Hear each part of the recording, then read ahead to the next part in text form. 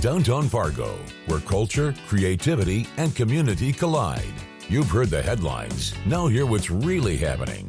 Bringing the best of Broadway direct to you. The stories, the people, and the places that make downtown the heartbeat of our city. This is Rocky's Downtown Hour with Rocky Schneider.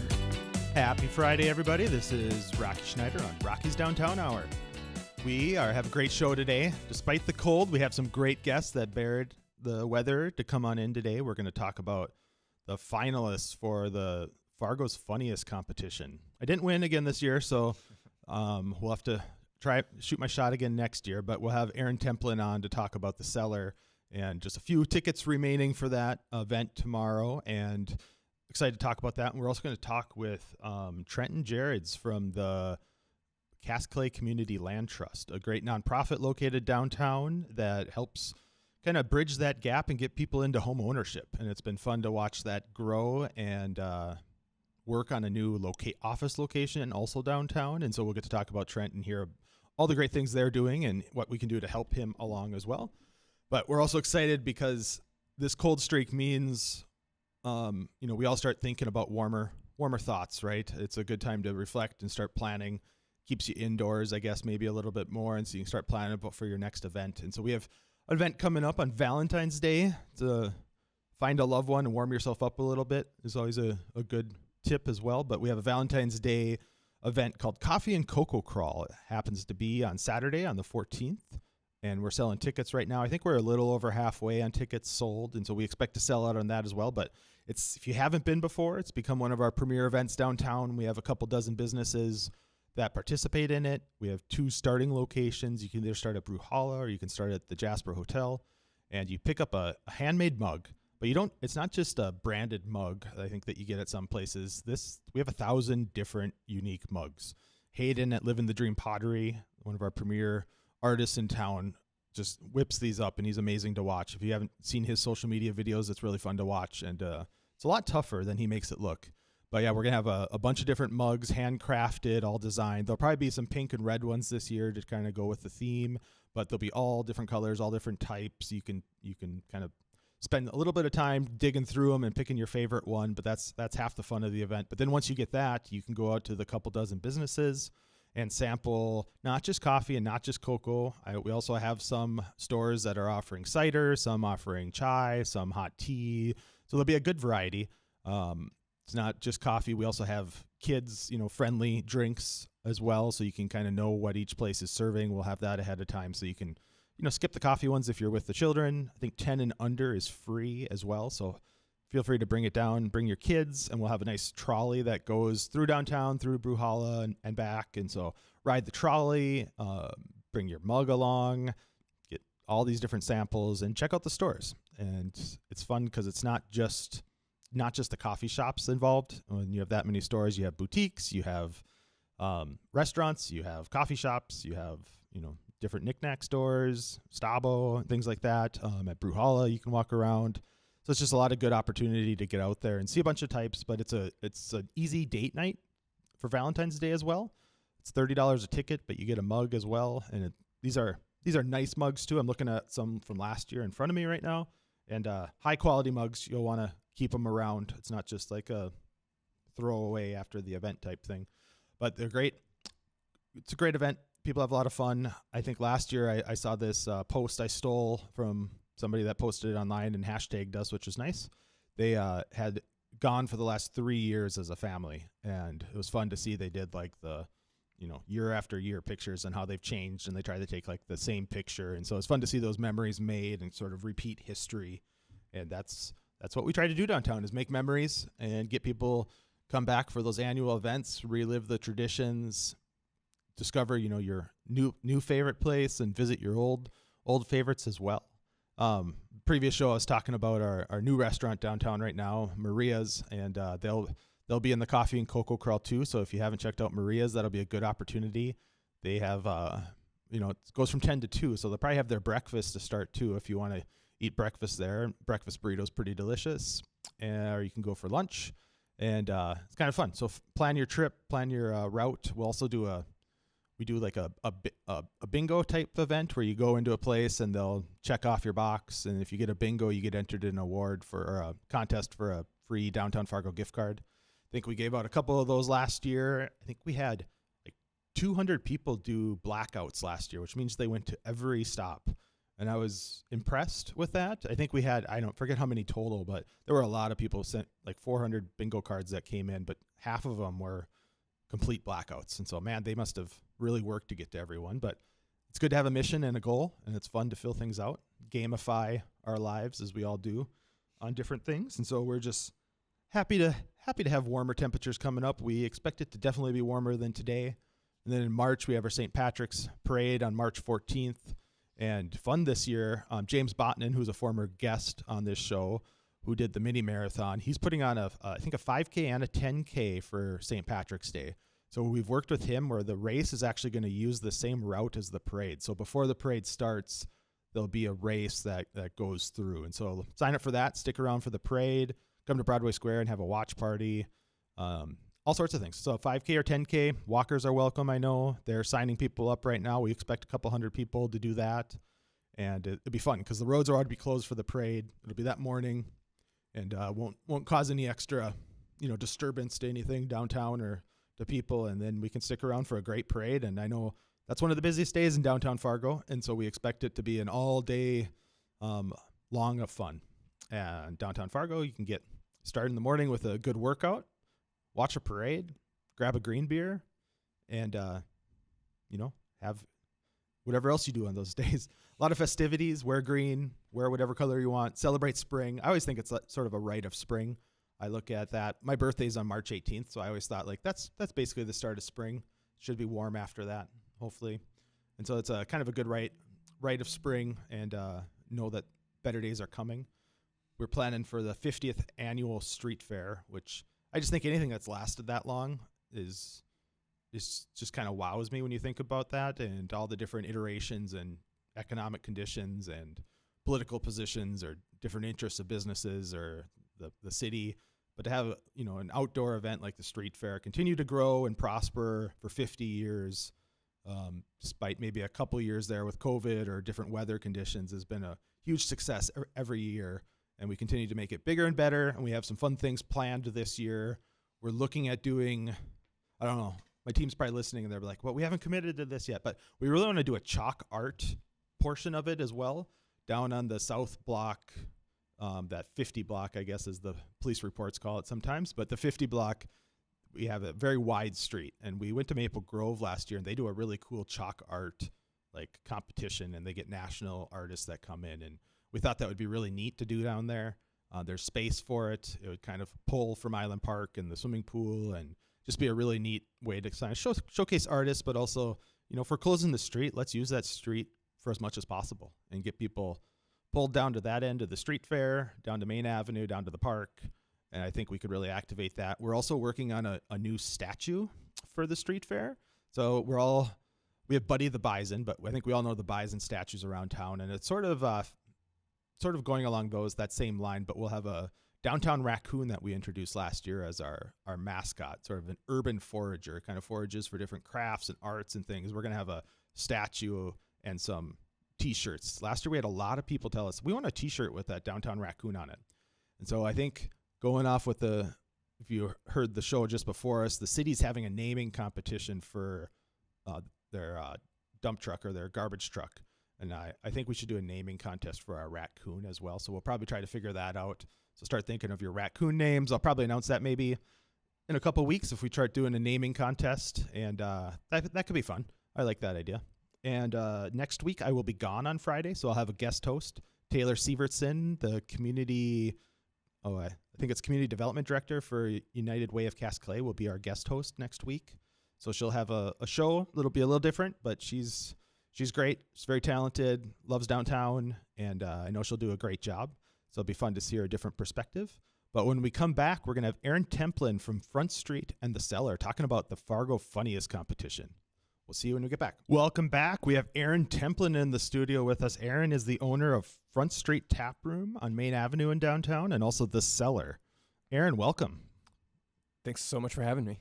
So tell us, you got a big event going on, but it's the final event. So it's day 3 of this? Weekend 3? Yeah. It's our 3rd weekend of Fargo's Funniest. So this is an event we've had a few times in the past, but this is definitely the biggest one we've ever had. So we've had 2 preliminary weeks, so the past 2 weekends, 2 Saturday shows, 8 different local comedians each weekend. All of the audience gets to vote on their top 3. We compile all the ballots between the 2 shows for each weekend, and we take the top 3. So now we're at our final weekend this Friday and Saturday. This Saturday we got the 2 shows for the top 6 finalists. Again, all the audience members are going to vote. We compile those votes, and we take the top winner. And so tomorrow at Fargo's the Cellar, funniest. Tomorrow at the Cellar, if you want to participate in picking who's the funniest in Fargo, right? Is tomorrow. And you said the early show is sold out, but the late show still has tickets. Correct. Yeah, we have about 20 tickets left for the late show. So act fast. Act fast. What time's the late show start? The late show starts at 9 o'clock. 9 o'clock. Okay, so tell us about the Cellar. What is the Cellar if nobody hasn't heard of it, hasn't been there, or something like that? Yeah. So Front Street Taproom, it's been around this will be our 10th year, and we opened up the Cellar about a year and a half after we opened up Front Street. So it's been about 8 years. We opened up a comedy club. It's in the basement of Front Street Taproom, which is located right on Main Avenue and Broadway, 614 Main Avenue. It's just it's a dark basement of a 120-year-old building. It's kind of a unique space, and we turned it into a comedy club, and it's worked out really well. How do you get to the Cellar? Do you go into Front Street? You do have to go into Front Street. Yep. And then there's some signage. You just walk down the hallway, past the bathrooms, go around the corner, go down the stairs, walk in, and then you'll be amazed. Yeah, and you guys had Louis C.K. perform there. It's probably your biggest, right? Yeah. We did have Louis C.K. just in 2025. That was quite the surprise. He was just kind of driving through, and he'd heard about the place. I think comedians talk to each other. Yeah. We do have some contacts in New York City. Quite a few actually. So I'm guessing that's how. That's good. How he heard about us. I love hearing things like that because Fargo is such a good stopping point, right? If you're going east to west, coast to coast, doing different shows, going up, Minneapolis to Winnipeg or something like that. Yeah, definitely. Stopping at the Fargo Jet Center and come do a set too, or all these type of things. Yeah. And we also had Tim Dillon. So he did 3 shows just a couple months back. So that was a big deal for us as well. Maybe for people wondering, why is it called Front Street? That if it's on Main Avenue, why is it Front Street? Yeah. So, Front Street is the first main road in Fargo. So what is now Main Avenue was called Front Street. I think it was 1956. They thought, should we turn this into Lashkowitz Avenue or Main Avenue? They ended up going with Main Avenue. We're just kind of throwing back to the history of Fargo. Yeah, that's awesome. With Front Street Taproom.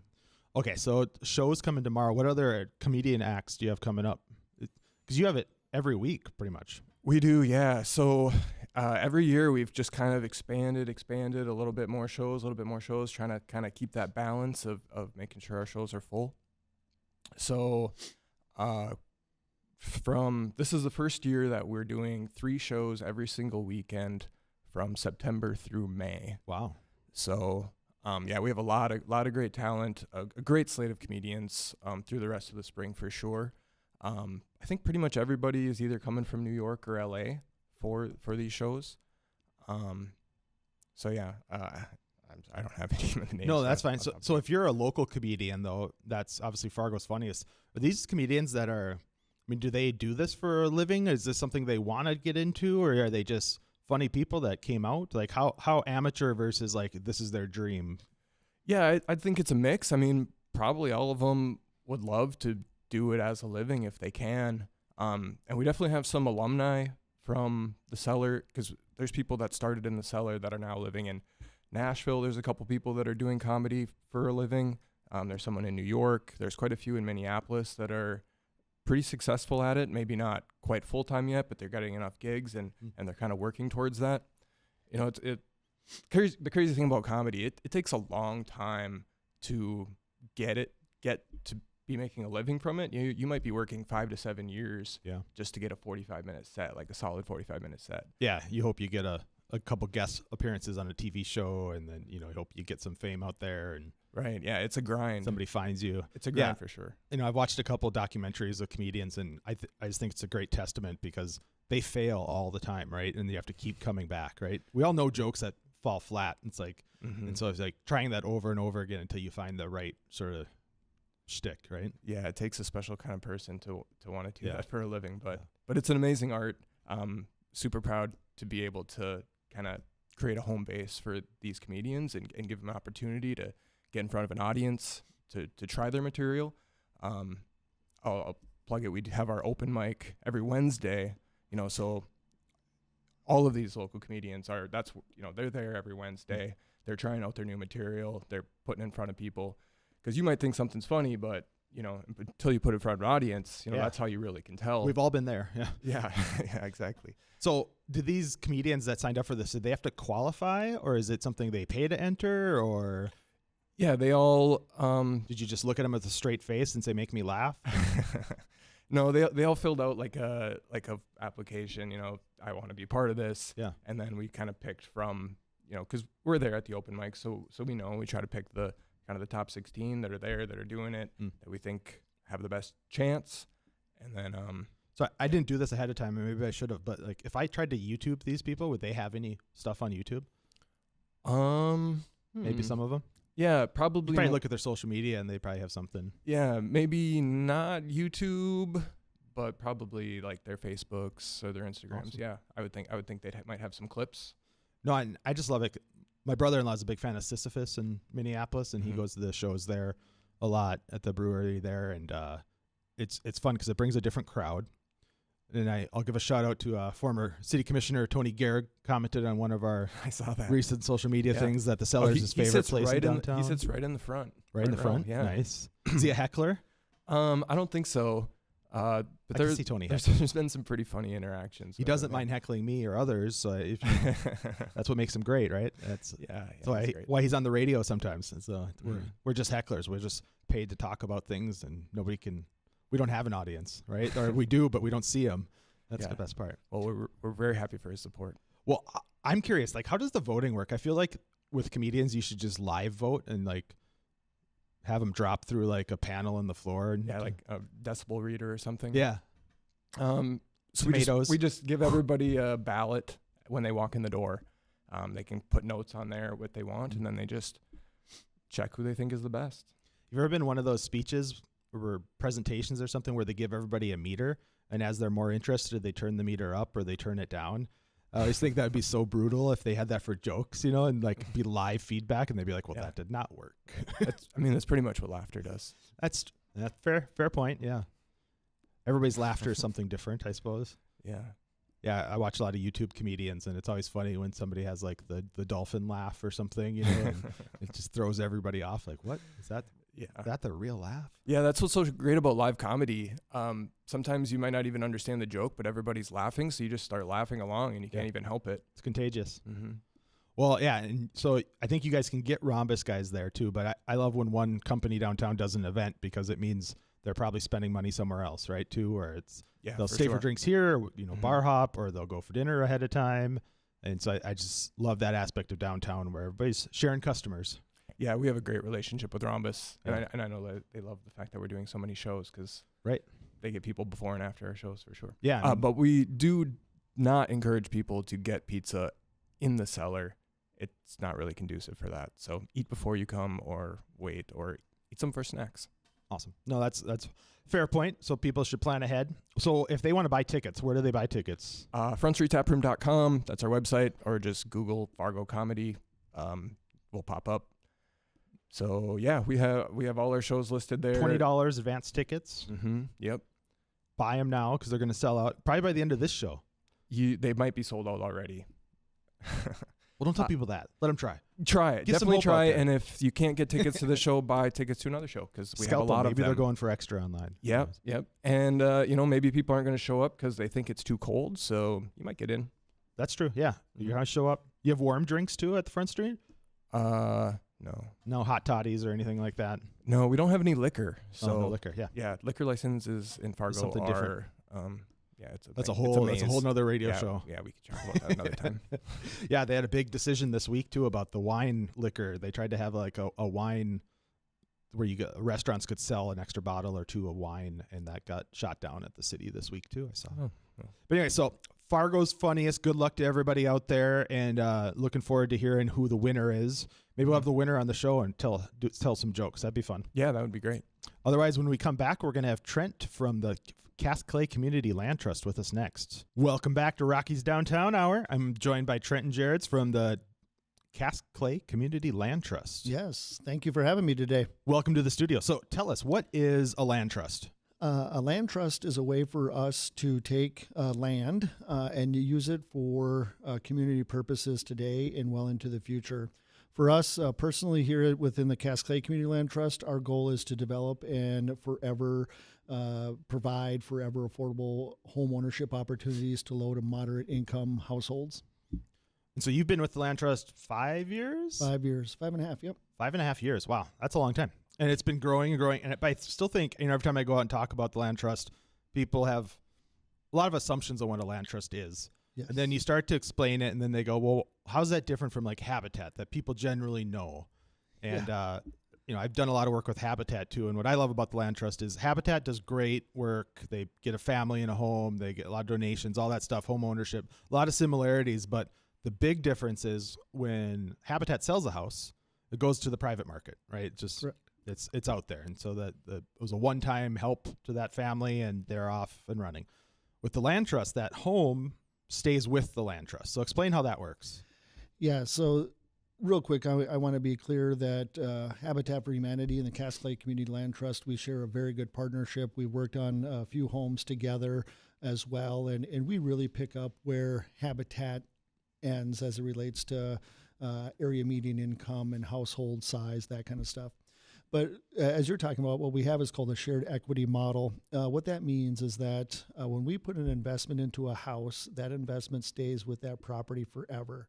So a typical investment right now for us to make a home affordable for the average home buyer right now in our community or region is about $90,000. So when we put that $90,000 into a property to make it attainable for a low to moderate income household, that $90,000 stays in that house when they sell. And how that happens is that when our homeowners sell their house, they get 25% of the appreciated gain in the home, in addition to anything, obviously, they paid off in their mortgage and their other equity that they have built in there. So what we're really doing is restricting what that resale price is, so that way it remains attainable for the next low to moderate income household as well. Our homes will not go back onto the public market. They'll stay within our portfolio, and we hope to control and to work through that resale process.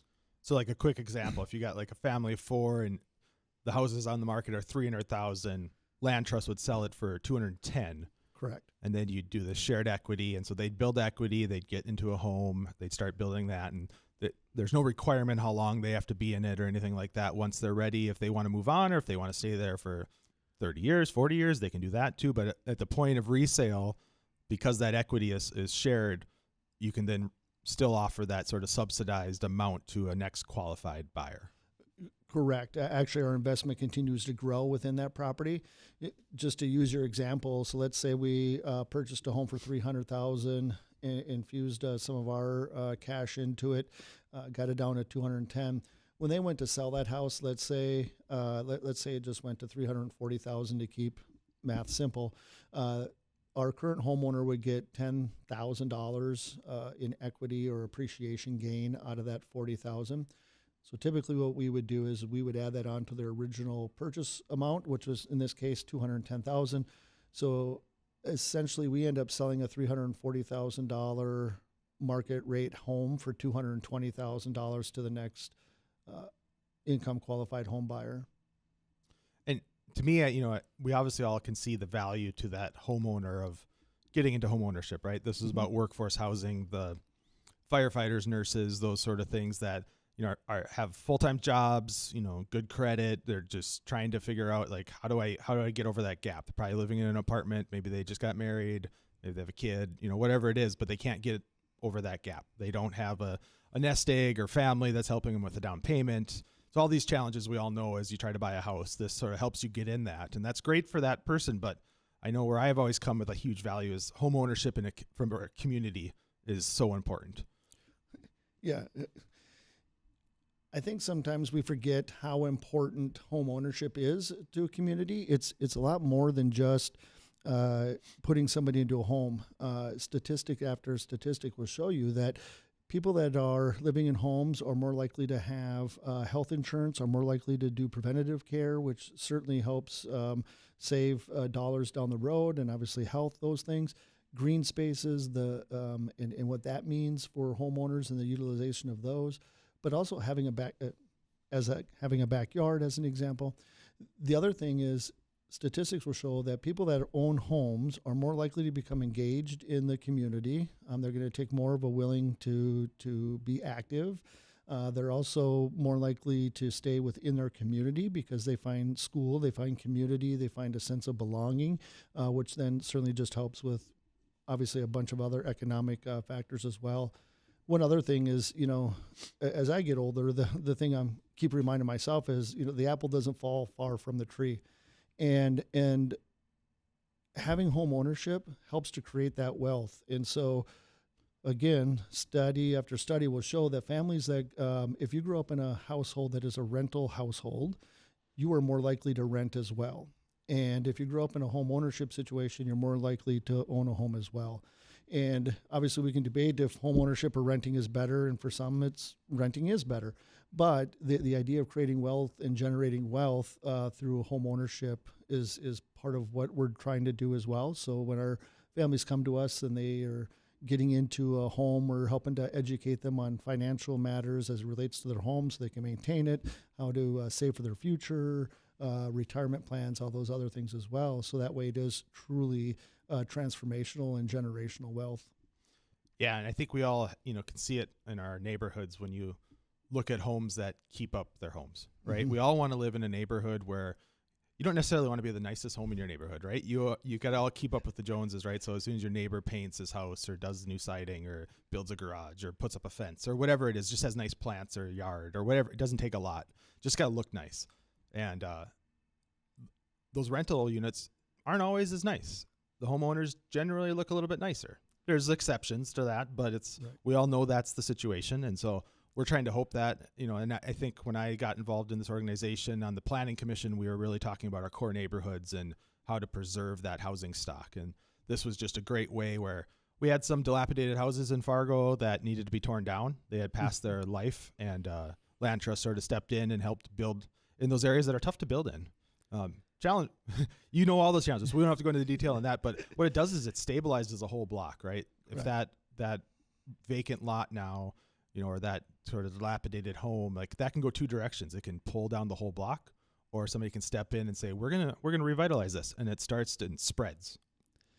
You're exactly right. We have three main activities that we work with: new construction, acquisition, rehab, and then we have a whole nother program called Home Buyer Initiated.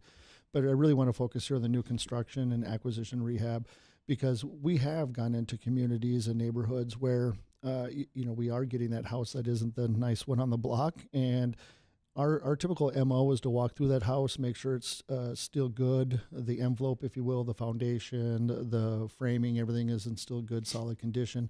If that's the case, our first goal is always to maintain a house. We want to also make sure and protect our existing housing stock. And so that's our first goal, I guess, or our first check.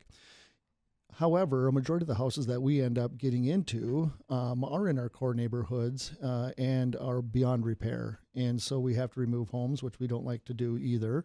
But then you build something new, and that helps to revitalize that entire neighborhood. And same thing with the rehab. Once you put on new siding or roof or, whatever other activity might need to be completed, as soon as that house is being owner occupied and kids are in there and families are in there, it changes the whole neighborhood. It changes everything, and it just revitalizes, brings life back into that area. And you're right. People typically, if your neighbor's got a really nice cut lawn, you get out there and cut your lawn pretty quickly too. Sometimes they'll even cut your lawn for you, which is the best neighbors. Right? Well, if you do what I do, right, you just stand out there and look lost. Eventually, they come over and help you like you need it. But so yeah, and it really is about being part of that community, and also again teaching our homeowners how to keep up with that, and making sure they have good lawns and they're not letting stuff grow, or that they're shoveling their sidewalks in a timely manner. All those other things that go with homeownership. So now that Cass Clay Community Land Trust is who we're chatting with today, and it's been around 7 years now, something. Yeah. Oh, 6, 7. There we go. I knew I could work it in somehow.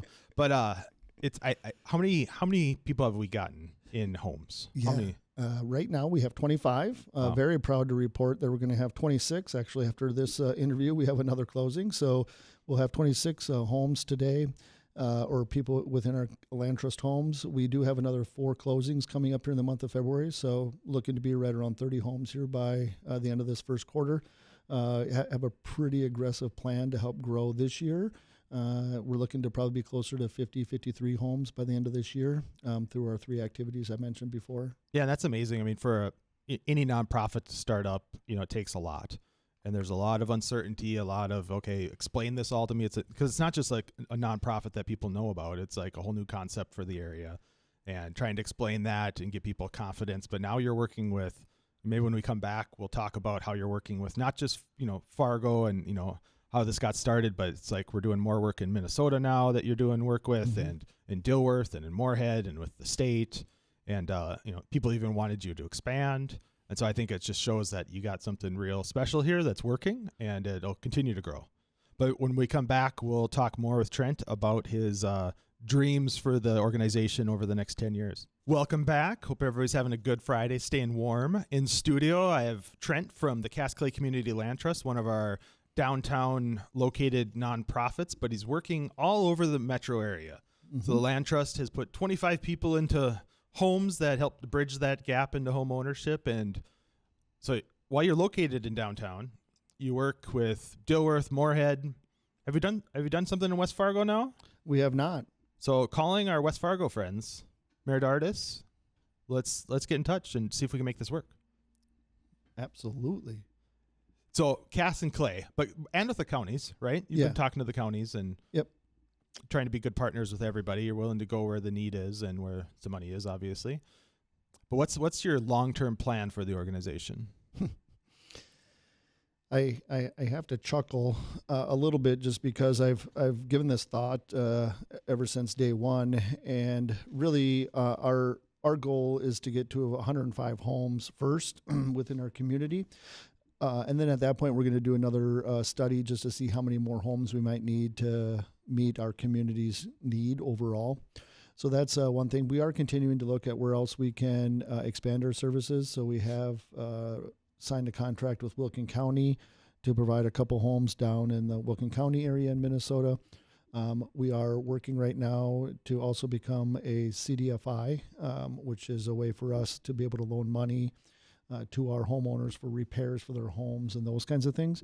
So those are kind of our big things that we're working on right now. We do have obviously a much larger plan that would talk about some property management, that would talk about some other additional financing options that we might have for homeowners.